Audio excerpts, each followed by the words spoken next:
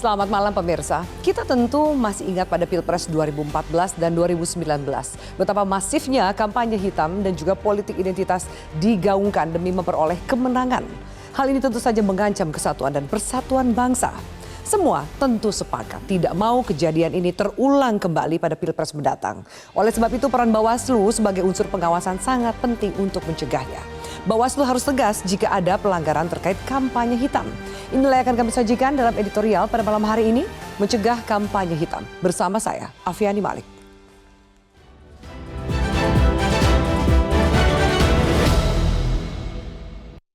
Mencegah kampanye hitam.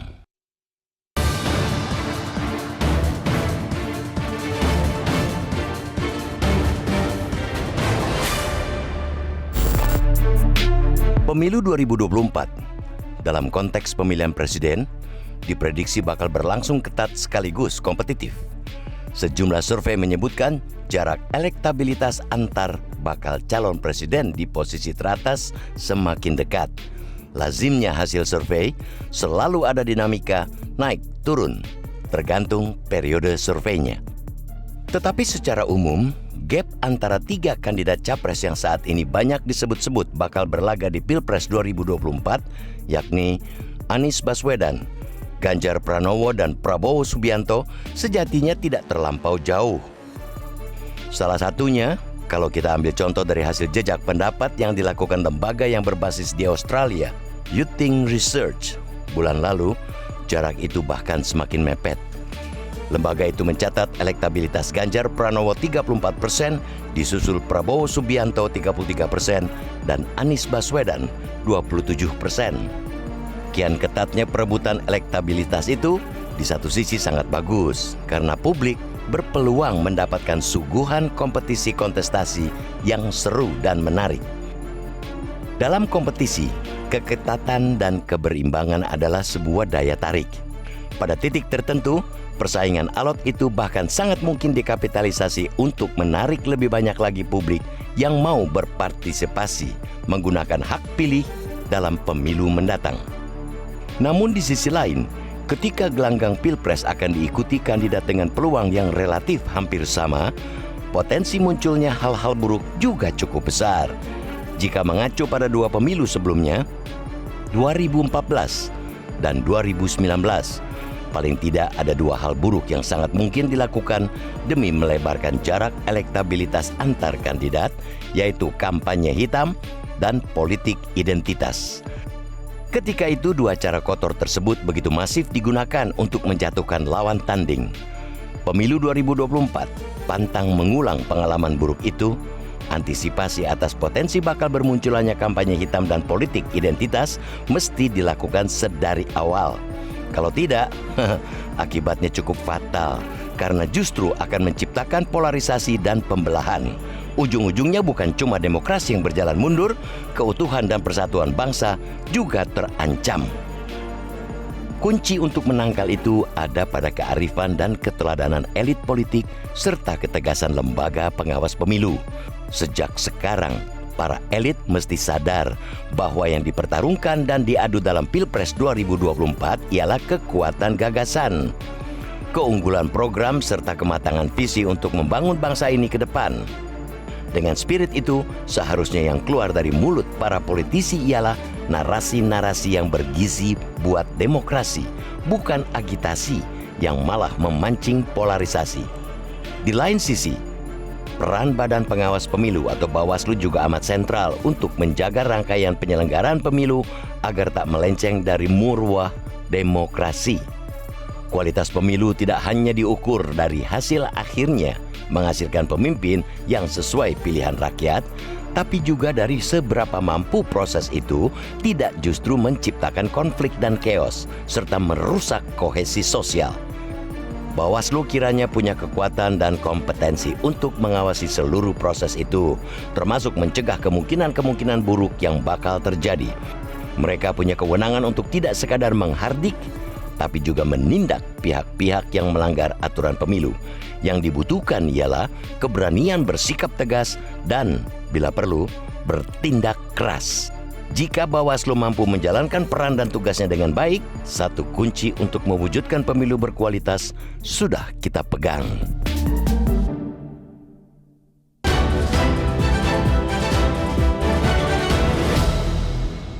Dan pemirsa, itulah yang akan kami sajikan dalam editorial pada malam hari ini, mencegah kampanye hitam. Dan sudah bersama dengan saya di studio anggota Dewan Redaksi Media Group, Bang Gaudens Yuswohardi. Bang Gaudens, selamat malam. Selamat malam, Afi. Bang Gaudens, kita buka tadi paket informasinya dengan mengatakan semakin ketat angka yang dihasilkan dalam survei, minimal dalam survei hari ini, dalam pertarungan baca pres, akan semakin sengit pertarungan. Termasuk juga permainan politiknya. Jadi mungkin kita mewarning, mengantisipasi, mengingatkan, bisa saja kampanye hitam ada dalam persaingan sengit politik itu, Bang Gaudens. Ya, ada dua hal di sana. Yang pertama itu elektabilitas itu semakin tipis ya. Semakin tipis itu berarti berada di dalam margin error hasil survei. Itu yang pertama. Yang kedua, ditemukan juga dari survei-survei itu bahwa orang sudah tidak mau lagi pindah pilihan. Dengan demikian, karena margin errornya beda tipis. Dengan demikian yang bisa dilakukan adalah kampanye negatif, kampanye hitam. Ada politik uang juga di sana, bahkan ujaran kebencian. Hari ini saja misalnya berdasarkan keterangan dari Kementerian Informasi, disebutkan bahwa ada 174 konten yang di take down dari internet yang terkait dengan kampanye hitam tersebut. Di sana itu ada indoktrinasi, ada kekerasan dan lain-lain sehingga di take down. Dan juga berdasarkan hasil penelitian Badan Pengawas Pemilu terkait dengan indeks kerawanan pemilu, disebutkan ada 5 daerah yang rawan tinggi, ada 21 daerah rawan sedang, hanya 8 yang rawan rendah. Itu artinya kondisi pemilu 2024 itu sesungguhnya itu di dalam potensi kerawanannya itu tinggi, besar gitu kan. Sementara dilihat dari elektabilitas yang semakin sempit itu tidak ada cara lain untuk memperoleh suara lebih banyak itu ya kampanye hitam tadi. Bang Gaudens, tapi oke, kita catat soal kampanye hitam dan juga politik sara yang kita khawatirkan dan kita jaga supaya tidak diulang. Tapi mengapa masih dipakai? Mengapa masih sering terjadi di Indonesia? Dipakai karena orang mau menang kan. Kalau tidak mau menang tentu tidak memakai itu. Tapi kan itu cara yang tidak baik, resikonya perpecahan, pembelahan, polarisasi dan lain-lain. Kadang-kadang orang mengatakan nanti setelah menang baru diselesaikan lagi, dipulihkan lagi kondisi itu. Yang penting menang dulu, itu kan persoalan. Itu berarti yang paling penting di sini yang pertama itu para elit politiknya, terutama para bakal calon presiden dan calon wakil presiden, juga Badan Pengawas Pemilu, jangan tidur saja. Bagaimana dengan kalau ada yang mengatakan kampanye hitam, kampanye negatif? Dan kadang-kadang mereka suka belum bisa terlalu clear atau jelas membedakan yang mana yang kampanye hitam, yang mana yang kampanye negatif, dan mana yang memang tidak boleh dilakukan. Ya, kampanye negatif itu sesungguhnya boleh dilakukan karena itu kan memaparkan kekurangan lawan berdasarkan fakta. Rekam jejaknya. Ada rekam jejaknya ya. Sementara kampanye hitam itu kan menghalalkan segala cara. Kampanye hitam itu yang berbahaya apalagi kalau menyulut ujaran kebencian. Bisa kita kaitkan bahwa kemudian dengan tingkat kerawanan daerah yang cukup tinggi, bahwa kemudian antisipasi kerawanan itu bisa terjadi di pemilu 2024, sejauh mana angka atau sejauh mana aktivitas black campaign ini akan dipakai? Kita tahu tidak ada para peserta pemilu yang mengatakan saya akan menggunakan black campaign atau kampanye hitam. Semua seakan-akan cuci tangan, tapi yang di bawah-bawah itu melakukan aktivitas itu, Bang Gaudens. Ya, di dalam politik itu kan ada panggung depan, ada panggung belakang. Di panggung depan itu bisa saja calon presiden itu berjabat tangan gitu ya, beramah tamah, tersenyum gitu satu sama lain. Tetapi di panggung belakang, apalagi mereka punya tim sukses, tentu yang dikerjakan itu adalah kampanye hitam tadi. Dan itu sudah terbukti di dalam setidaknya 2 pemilu terakhir kita merasakan itu. Lalu bagaimana supaya kemudian panggung belakang dan panggung depan itu sama, konsisten, yang ditunjukkan kepada masyarakat, komitmen dan juga fakta integritas mereka itu sesuai dengan apa yang dilakukan di panggung belakang? Ya, panggung depan, panggung belakang itu bisa sama itu pada saat demokrasi itu sudah maju ya. kita itu kan masih dalam transisi demokrasi yang penggunaan cara-cara yang tidak beradab itu tetap dilakukan. Tapi bukan berarti kita mentoleransi hal yang itu terjadi dong, Bang Odeng? Ya, buktinya sanksi terhadap mereka yang melakukan itu kan hampir sedikit ya. Nah, pada titik itulah kita menyoroti peran Badan Pengawas Pemilu, Bawaslu dan seluruh perangkatnya. Oke, baik. Sejauh mana ketegasan nanti Badan Pengawas Pemilu untuk terutama mengawasi kampanye hitam yang bisa saja terjadi saat pemilu mendatang? Kita lanjutkan pemirsa sesaat lagi, tetap bersama kami.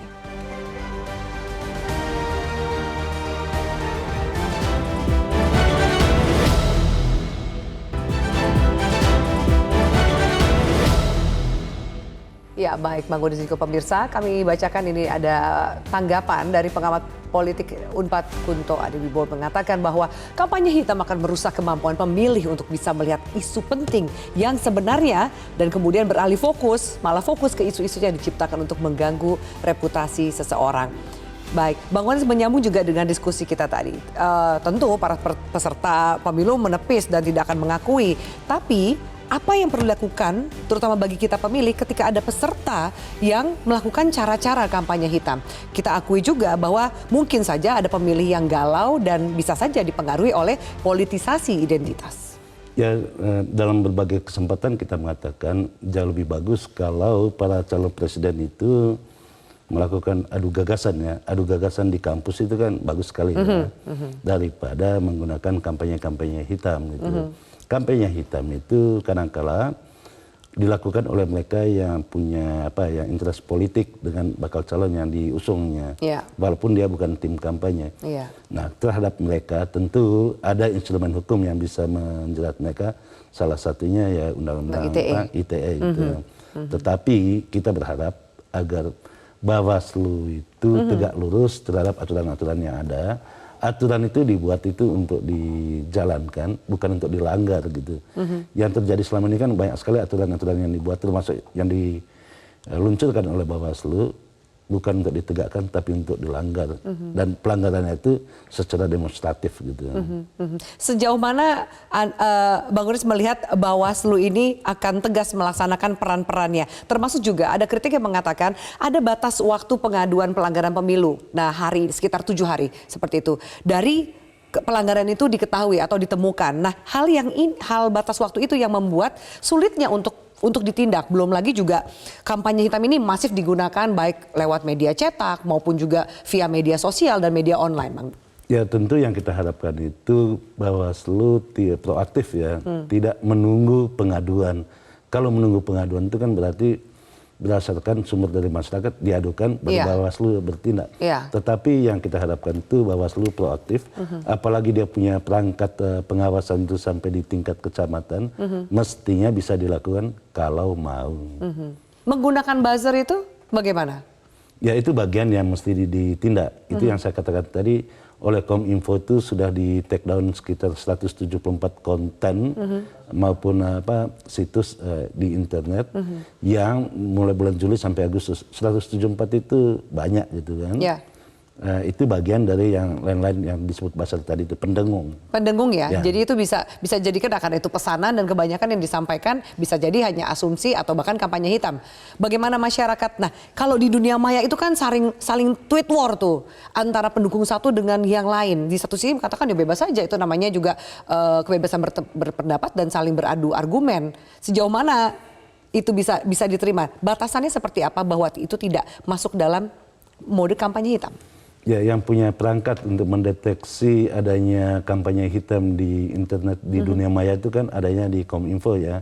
Tentu Bawaslu mestinya bekerjasama dengan Kominfo untuk mendeteksi hal-hal itu dan jangan dipelihara gitu, harus di take down gitu. Dari 2 pemilu tadi Bang Odeng sampaikan, apakah nanti di pemilu mendatang masyarakat kita terutama para pemilih sudah lebih pintar dan lebih dewasa dalam mengamati yang mana peserta yang menggunakan kampanye hitam dan mana yang tidak? Ya, kalau kita mengamati secara saksama, justru mereka yang melakukan kampanye hitam itu adalah orang pintar, bukan orang bodoh gitu. Karena saking pintarnya menggunakan segala cara ya, menggunakan segala cara untuk memenangkan pasangan calon yang dukungnya itu. Nah, hal seperti ini yang patut disesali bahwa kepintaran itu justru dipakai bukan untuk memajukan demokrasi, tetapi mematikan demokrasi itu sendiri. Jadi janganlah menjadi pembunuh demokrasi. Oke, baik Bang Godes. Kita lanjutkan diskusi ini saat lagi. Bang Godes, pemirsa, kami juga akan tampilkan seperti apa tanggapan dari netizen.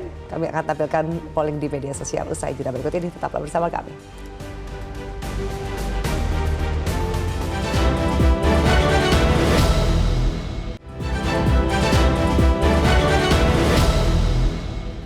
Ya, baik pemirsa, kami tampilkan, ya ini adalah hasil dari polling yang kami lakukan di Instagram @metro_tv. Pertanyaannya adalah, apakah kinerja Bawaslu sudah cukup tegas untuk mewujudkan pemilu 2024 yang berkualitas? Dari netizen di Instagram mengatakan bahwa 73% mengatakan iya sudah tegas, sementara ada 23% mengatakan belum, banyak hal yang seharusnya justru perlu ditindak tegas. Baik, itu di Instagram. Bagaimana dengan warganet di Twitter? Kita tampilkan, ini adalah hasil dari Twitter. Wah, yang di Twitter mungkin lebih banyak mengatakan bahwa belum tegas. Banyak yang harus diselesaikan. Hanya 5% yang mengatakan iya sudah tegas. Oke, Bang Godes, kita tahan dulu komentarnya. Saya akan bacakan lagi, ada tanggapan dari netizen. Oke, baik, kami tahan dulu tanggapan dari netizen. Bang Godes, ini seperti apa nih? Ada yang mengatakan bahwa belum tegas, belum dirasa ketegasan dari Bawaslu itu untuk mengamati, mungkin ada saja pelanggaran-pelanggaran yang dilakukan. Ya, kalau kita lihat tadi kan di aplikasi X ya, dulu Twitter, sekarang aplikasi X. Ya, X. Ya, kita harusnya bilangnya bukan Twitter ya, X, betul. X, thank you Bang. Justru dirasakan Bawaslu tidak tegas. Mengapa demikian?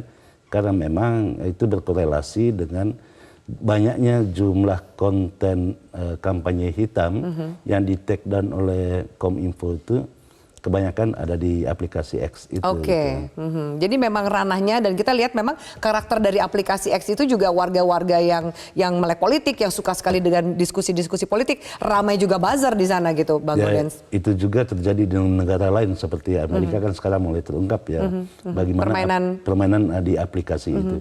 Kita berharap Bawaslu itu bisa jauh lebih tegas. Tadi kan 95 yang mengatakan tidak tegas ya. Iya. Dan agak mutlak itu angkanya. Dan itu memang dirasakan seperti itu. Kalau kita membuka aplikasi X itu kan, itu percakapan yang tidak bermutu pun banyak sekali di sana. Apalagi menghitamkan calon-calon presiden tertentu. Ya bisa saja calon-calon presiden itu mengatakan bukan mereka ya. Ya sah-sah saja.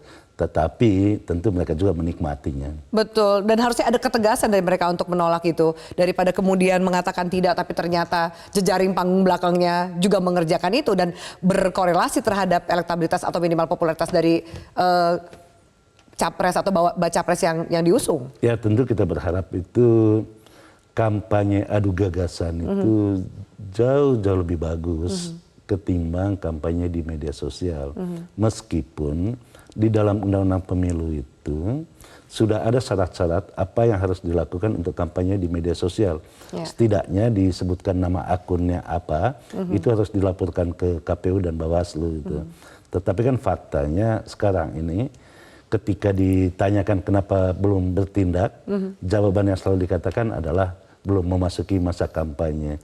Justru saat sekarang ini kan kampanye hitam itu banyak terjadi. Ya. Bagaimana kalau jika semua kandidat melakukan kampanye hitam atau minimal simpatisan mereka melakukan itu? Ya susah kita menuduh seperti itu, tetapi yang saya katakan antara panggung depan dan panggung belakang itu pasti berbeda dan bisa saja mereka tidak menyuruh, tetapi diam ketika melihat para pendukungnya melakukan itu. Oke, baik. Satu tanggapan dari netizen Bang Godes yang mungkin bisa kita bacakan untuk melengkapi diskusi kita pada malam hari ini. Ada dari @adirja mengatakan, nah semenjak ada buzzer RP makin parah kampanye hitam jelang pilpres. Ini buzzer juga sangat disoroti ya. Hampir baik buzzer memang bayaran atau memang simpatisan yang militan lah seperti itu membela kandidat yang mereka dukung. Bagaimana tanggapannya Bang Godes? Ya kalau kita lihat kan, pendengung itu bagian dari profesi untuk mencari nafkah sekarang ini.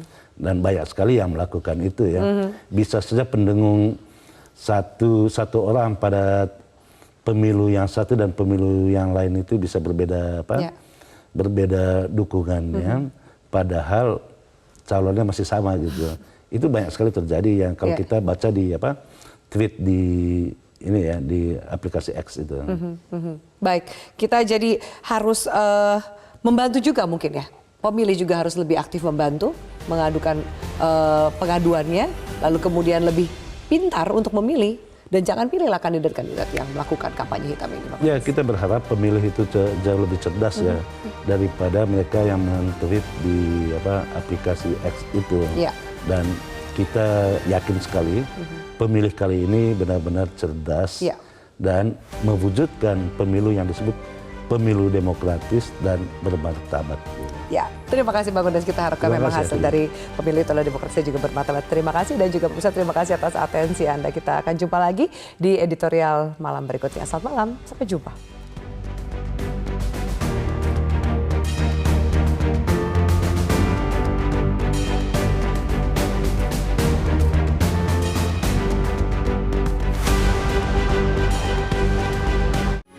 Metro TV. Jelajahi cara baru mendapatkan informasi. Download Metro TV Extend sekarang.